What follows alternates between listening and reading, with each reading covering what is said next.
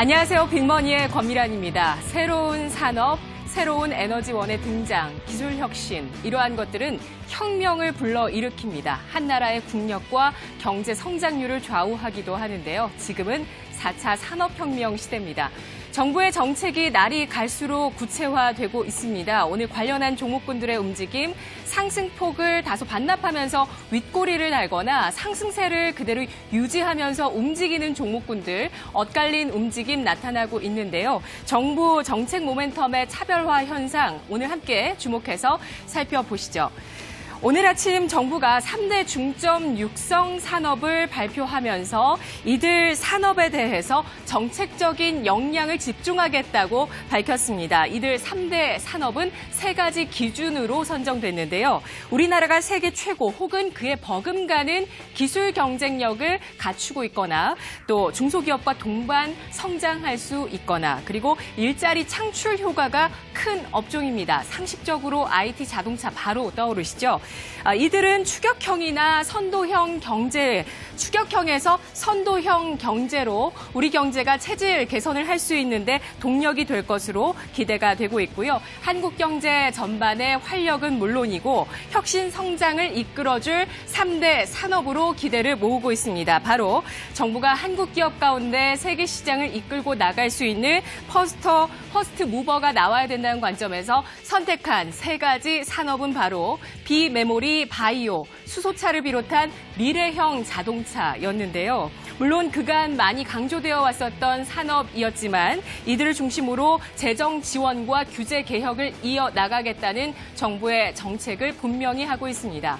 미래형 자동차 가운데 수소차가 포함되어 있고요. 에너지원 가운데서도 수소가 주목을 받고 있습니다. 지난 19일에 있었던 통상산업자원부의 제3차 에너지 기본계획안 워킹그룹의 내용을 살펴보면 과거와 달리 에너지원 가운데 수소를 명시하고 있는 모습인데요. 바로 제일 앞쪽에 전기분해 수소라는 단어가 들어가 있습니다. 특히 에너지 공급 시스템이 장기적으로 재생에너지를 중심으로 하는 통합 스마트 에너지 솔루션으로 발전하는 가운데 재생에너지가 전기, 열, 수소 이 3가지 형태로 저장이 되면서 활용하는 것을 이야기하고 있고요. 필요에 따라서 다른 형태의 에너지로 순조롭게 전환시키는 것을 자유롭게 하는 그러한 에너지 시스템을 정부에서 예고하고 있습니다. 정부의 목표치뿐만 아니라 실제 수소 연료전지 관련한 발전량이 급증 중인 것으로 나타나고 있는데요. 전력거래소에 따르면 지난 1월 연료전지 설비 용량은 34만 5천 킬로와트로 전년 대비해서 36.9% 급증했습니다. 이것은 재생에너지 설비 용량 증가율 8.7% 대비해서 4배 넘는 급증을 나타내고 있는데요. 이처럼 연료전지 설비 용량은 크게 늘어났던 이유가 바로 정부의 정책이었습니다. 문재인 정부의 수소경제 정책에 발맞춰서 한국전력 산하의 에너지 공기업들이 이러한 연료전지 발전 설비를 늘리고 있다는 분석이 나오고 있습니다. 실제로 두산 퓨어셀의 경우 지난해에 이 연료전지 관련한 수주가 전년 대비해서 크게 4배 급증한 1조 2천억 원의 연료전지 수주가 지난해 쌓이기도 했었는데요.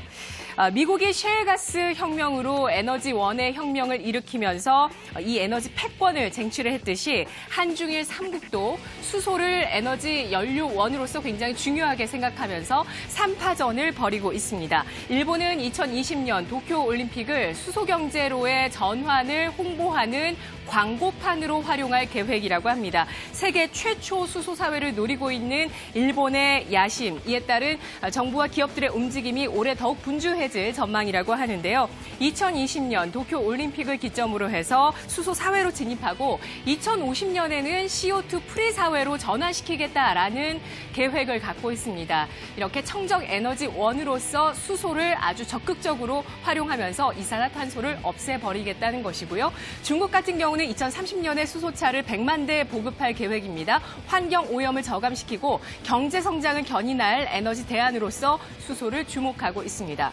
우리나라는 2022년 수소차 16,000대 보급을 계획으로 하고 있는데요. 특히 이번에 3차 에너지 기본 계획에 수소경제 이행 방안을 포함했고 이것을 계속해서 매년 갈수록 구체화시켜 나가고 있는 모습입니다. 오늘 정부의 3대 중점 육성 산업 관련한 수혜주들 살펴보시면 비메모리 반도체 가운데서는 현재 비메모리 핸들러 글로벌 1위인 테크윈이 5.4%, 아까 방송 들어오기 전에 1시 구간을 기준으로 합니다. 5% 이상의 강세, CIS의 수요 증가에 따라서 반도체 업체들의 비메모리 반도체를 확대시키는 데 따른 수혜로서 CIS라는 아이템이 주목을 받고 있고, 테스나도 역시 6%의 강세를 기록하고 있는 모습입니다. 수소 경제 쪽에서는 SK 디스커버리와 SK D&D가 주목을 받고 있고요. 수소차 관련한 종목으로 S퓨얼셀까지 3에서 4%의 강세, 특히 SK 그룹 내에서 이 에너지 관련한 ESS, 수소 연료전지, 풍력까지 에너지, 신재생 에너지 관련한 사업들을 하고 있는 SK 그룹 내 종목군들 시장에서 주목을 받고 있습니다. 바이오주 가운데서는 똑딱이라는 헬스케어 플랫폼 가치가 부각이 되고 있고, 이것을 바탕으로 수익화 서비스를 내놓고 있는 유비케어 보시죠. 지난 1분기 실적도 어닝 서프라이즈를 기록하기도 했었고요. 전 거래일에 강한 양봉을 기록한 이후에 오늘 음봉을 기록하고는 있지만 52주 신고가를 경신하는 강한 모습을 나타내고 있습니다. 이후에 추가적인 방향성 주목해서 살펴보시죠. 또 다른 정책 모멘텀은 쓰레기 대책입니다. 오늘 지구의 날이기도 한데요. 매년 4월 22일 전 세계가 지구 환경 오염 문제를 해결하기 위해서 이 문제에 관심을 가지자면서 이러한 지구의 날을 정했습니다. 여러분은 지구 환경 오염을 해소하기 위해서 실생활에서 어떤 것들을 실천하고 계신가요? 전기와 물을 아끼고 쓰레기를 줄이는 것만으로도, 이러한 세심한 주의만으로도 우리 지구는 더욱더 깨끗하게 살아날 수 있습니다. 우리나라 쓰레기 문제가 굉장히 심각한데요. 이러한 쓰레기산들이 곳곳에서 발견할 수 있습니다. 그리고 불법으로 폐기물들을 수출했다가 다시 돌아와서 쌓여있는 이런 쓰레기들이 전국 각지에 계속 쌓이고 있는데요. 2015년 기준 1인당 연간 플라스틱 사용량이 우리나라 132kg으로 전 세계 가운데 1위를 기록하고 있습니다. 정부가 커피 전문점에서 일회용 컵이나 빨대 사용을 금지하고 대형 마트에서 일회용 비닐 사용을 금지하면서 정책들을 구체화시켜 나가고 있는데요. 배달의 민족은 오늘 지구의 날을 맞이해서 주문할 때 일회용 수저를 사용할지 여부, 선택할지 여부를 선택할 수 있는 기능을 어플에 새롭게 추가하기도 했습니다. 폐기물 산업이 주목받고 있습니다. 폐기물 처리업의 평균 영업이익률은 14.4%로 높은 수준을 가리키고 있고요. 처리 범위 가운데 매립장이 있는 업체 같은 경우에 평균 마진이 높게 30%로 나타나고 있습니다. 매립장 기준 그러하고요. 소각시설을 갖고 있다면 16%의 평균적인 마진을 남길 수 있다고 하는데요.